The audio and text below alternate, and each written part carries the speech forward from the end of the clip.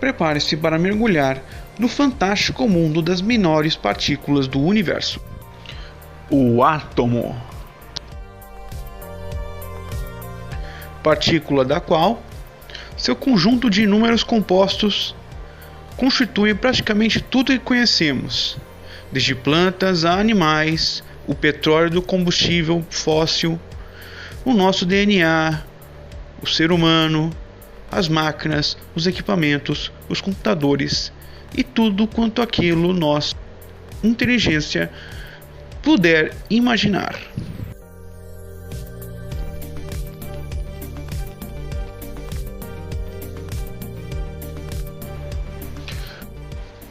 Segundo um grupo de filósofos gregos, denominados atomistas, entre os quais destacam os filósofos Leucipo e Demócrito, o estado da matéria, um material simples, poderia ser dividido em sucessivos e cada vez menores pedaços. Essas partículas iriam sendo reduzidas até um minúsculo volume, o qual não poderia ser reduzido mais. Este volume, esta partícula, esse pedaço, que nós damos o nome de átomo. Os adeptos desse ramo da filosofia, eles acreditavam que os átomos teriam diferentes formatos a depender do estado da matéria.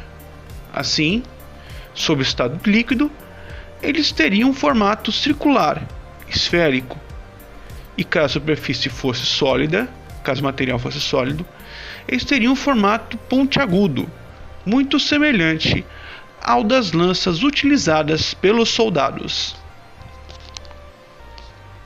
Além disso, os filósofos atomistas acreditavam que o nosso universo era um grande e pequeno emaranhado desses átomos, como um gigantesco conjunto de peças que se constrói em um imenso quebra-cabeças. Por fim, eles acreditavam que essas partículas eram eternas, nunca sofriam grandes alterações de estado da matéria e eram também estáveis, infinitas. Um modelo de partículas que é muito similar à crença cristã na teoria da imortalidade da alma, algo que, com o passar dos anos, a ciência moderna veio a demonstrar como completamente falso. Além do fato desses átomos serem considerados maciços pelos gregos antigos.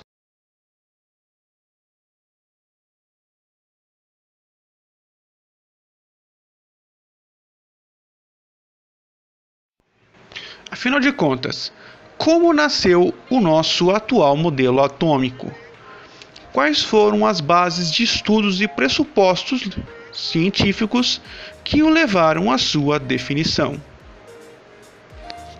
Veremos isso mais adiante.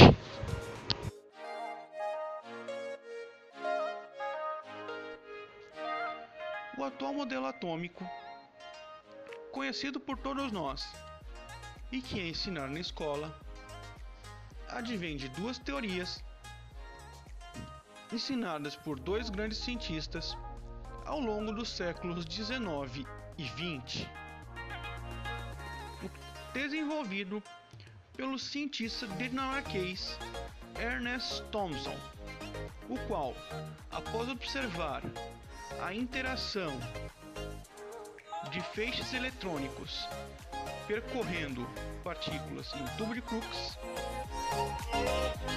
concluiu que estas partículas eram então repelidas pelos respectivos átomos.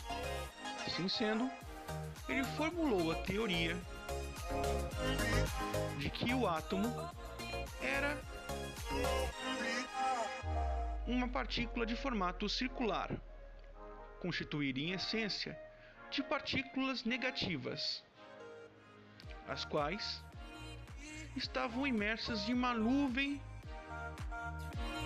de partículas positivas dentro do átomo.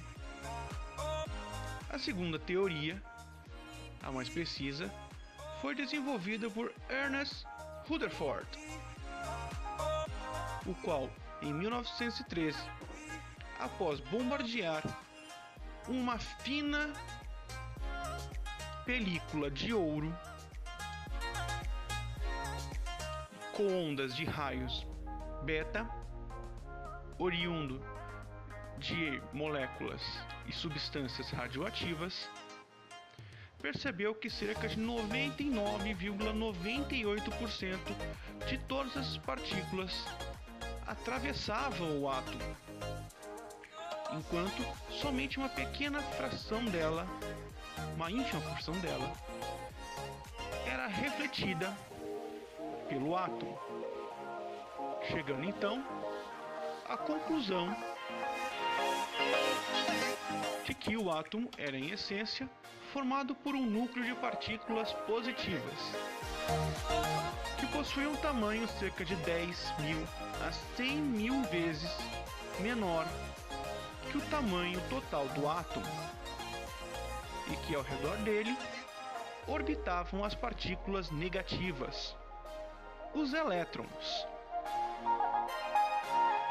Mais tarde, surgiu o modelo mais completo que aprendemos na escola, por meio do cientista Linus Pauling, o qual descobriu, entre outras coisas, as partículas neutras, os nêutrons, no núcleo do átomo, a gravitação dos elétrons ao redor do núcleo do átomo, um esquema muito similar ao sistema de gravitação dos planetas em nosso sistema solar, além, é claro, dos sistemas de níveis e subníveis e de distribuição de sistemas eletrônicos ao redor do átomo, o qual será mais estudado em nossa tabela periódica mais adiante.